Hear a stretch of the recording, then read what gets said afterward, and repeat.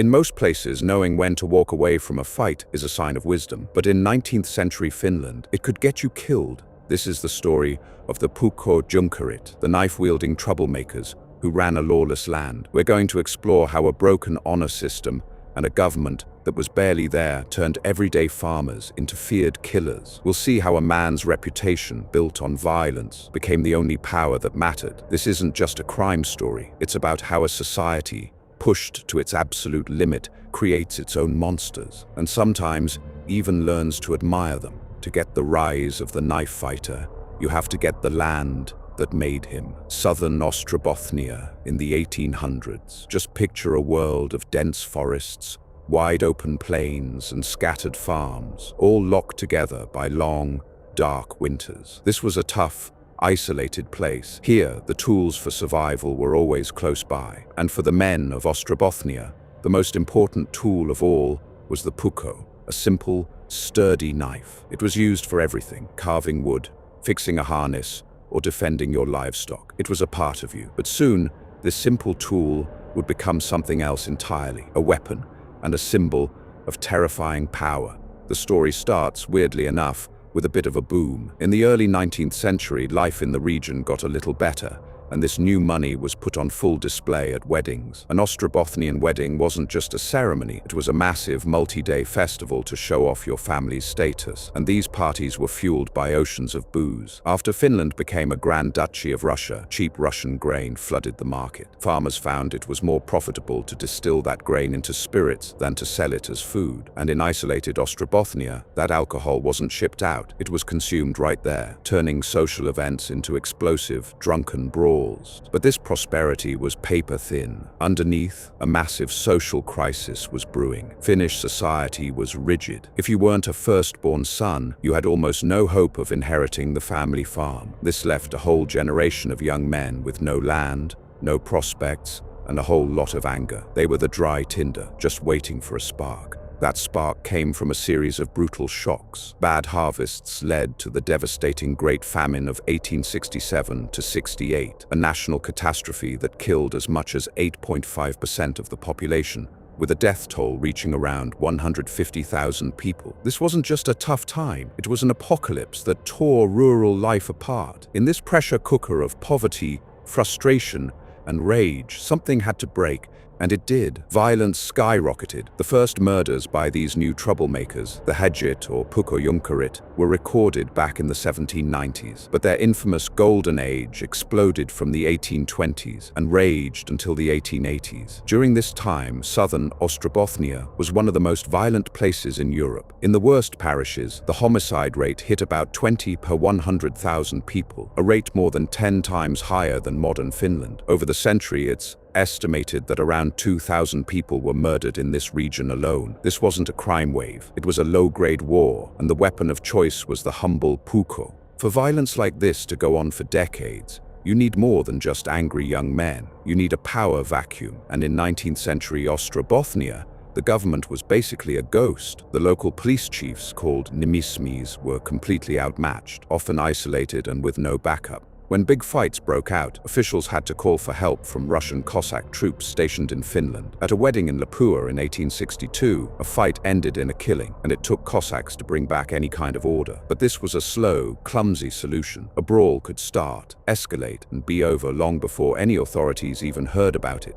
The legal system was just as broken. To convict someone for a major crime like murder, the law usually required at least 2 good witnesses. In a community paralyzed by fear, that was almost impossible. The Puukkojunkkarit weren't strangers. They were your neighbors. Testifying against them meant risking your family, your farm, your life. So people kept their mouths shut. The fighters operated with total impunity, knowing that the town's fear was their best shield. Trying to get a grip on the chaos, some parishes created their own strict local laws called parish discipline. They imposed curfews, punished loitering, and even made it illegal for young people to gather at night. But this just made things worse. The youth saw it as the church and the rich trying to crush them. This sparked a vicious cycle. The strict rules were seen as a challenge, so the youth rebelled with everything from petty troublemaking to outright violence. This rebellion was met with even harsher discipline, which only fueled more anger. The authorities weren't just failing to stop the violence, their heavy-handed methods were helping it grow. This power vacuum was the perfect space for the Puukkojunkkarit to build an empire of fear. With the official legal system in shambles, a new one rose up to take its place. It wasn't based on laws, but on something much more basic: reputation. And in the world of the Puukkojunkkarit, your reputation was built with the blade of a knife. This new order had a simple, unwritten code: never show fear, defend your honor no matter what. An insult couldn't be ignored, and a challenge couldn't be refused. Backing down meant you lost everything. In this world, fighting wasn't a breakdown of the rules, it was the rules. The puukko, the farmer's everyday tool, was transformed into a status symbol. Carrying it wasn't just for work anymore, it was a statement. It showed you were independent, ready for a fight, and defiant. For young men with no land and no future, a reputation as a fierce fighter was the only thing of value they could build. It was the only way to be seen, respected, and feared. These men, known as hajit, a word that means the mean ones or the wicked, came from all parts of society. They were farmhands and land-owning farmers who often led the gangs. They'd roam the countryside, crashing weddings and parties to gamble, steal horses, and just make sure everyone knew they were there. A wedding wasn't a celebration, it was a stage, fueled by booze. Old grudges and new insults would erupt into savage knife fights, each one a public test of a man's place in this brutal hierarchy. And strangely, their lawlessness earned them a twisted kind of respect. In a society where most people felt powerless, the Puukkojunkkarit looked like rebels, men who lived by their own rules. Their ability to scare witnesses and get away with crimes only made them seem larger than life. To some, they weren't just thugs, they were heroes. Two names rose above all others, becoming legends: Antti Isotalo and Antti Rannanjärvi. Antti Isotalo, known as Antti or Big Antti, was a huge, imposing man, a farmer who was smart, charming, and totally ruthless. He didn't have to gather a gang, people were just drawn to him. He was such a feared fighter that he was often hired as security at festivals, which put him in the perfect spot to enforce his own kind of order. Antti Rannanjärvi was his partner, and together they led a gang called the Isotalo, or Big Bunch. Rannanjärvi was famous for his incredible agility. One story claims he could leap over a standing man and slash his opponents from behind. The style of knife tied to the hejit, the herme puukko, was first crafted by Rannanjärvi's own cousin, Erkki Rannanjärvi, tying his family's name directly to the culture of the knife.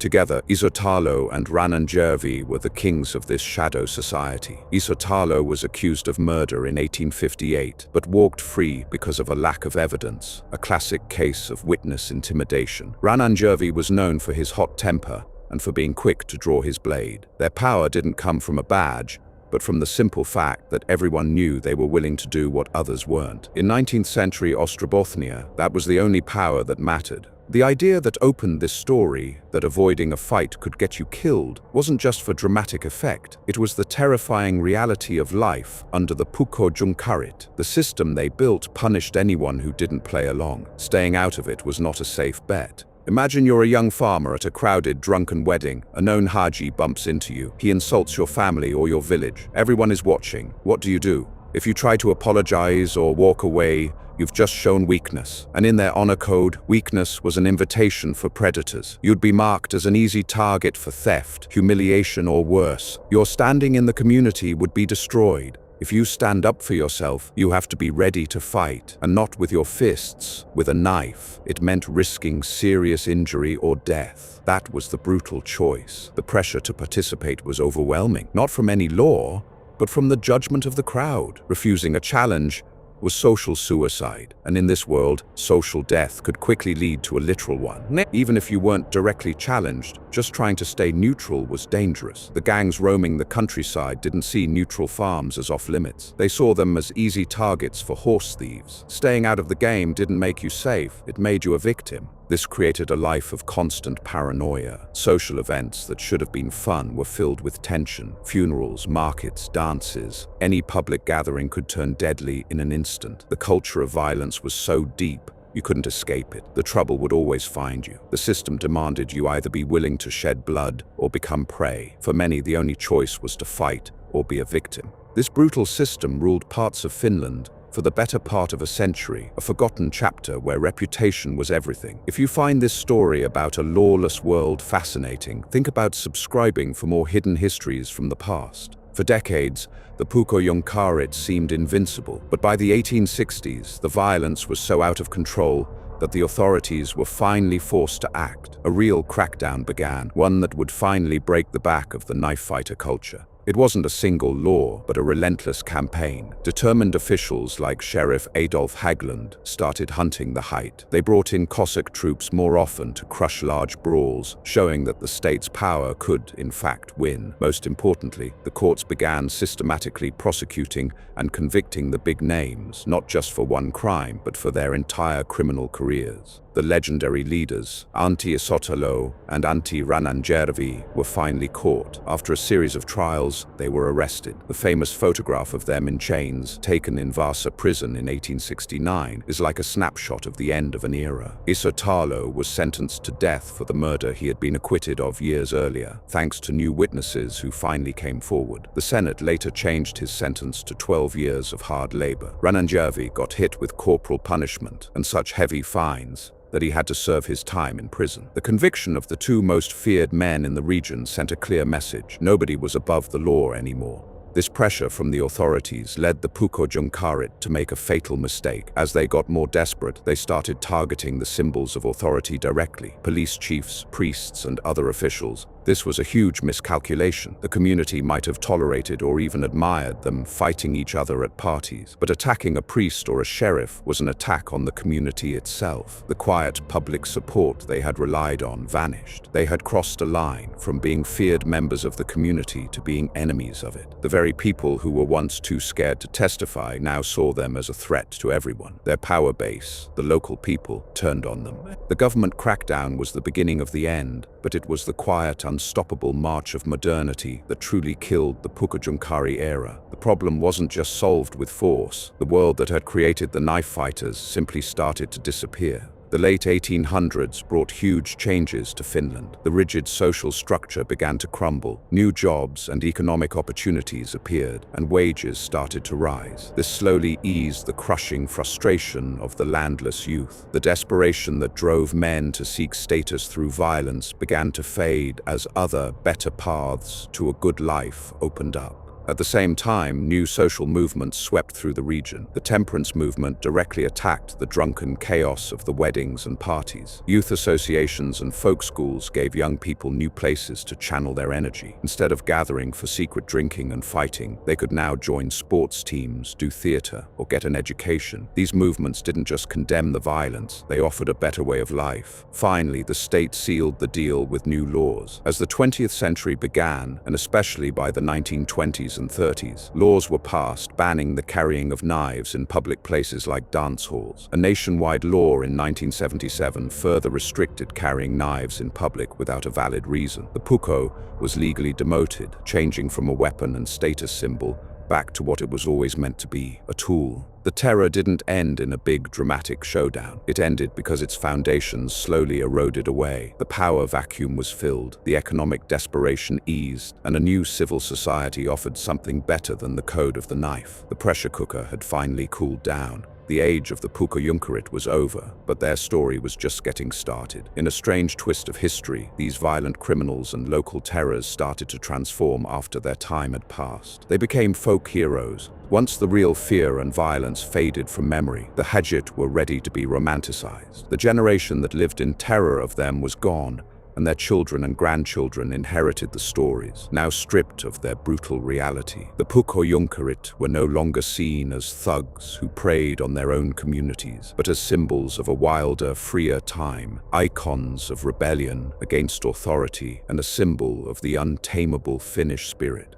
This change was driven by folk culture. Ballads and songs were written that praised their deeds, kind of like the outlaw ballads of the American West. The most famous song, Isotalo, Antti Rannanjärvi, paints them as bold, fearless men who lived by their own rules. Even today, the legacy is complicated. In Southern Ostrobothnia, there's still a strange pride in this history. Finns sometimes jokingly call the region the stabby part of Finland, as a dark nod to its past. The Herme knife, once the weapon of the Hajit, is now a proud symbol of Ostrobothnian spirit and fine craftsmanship.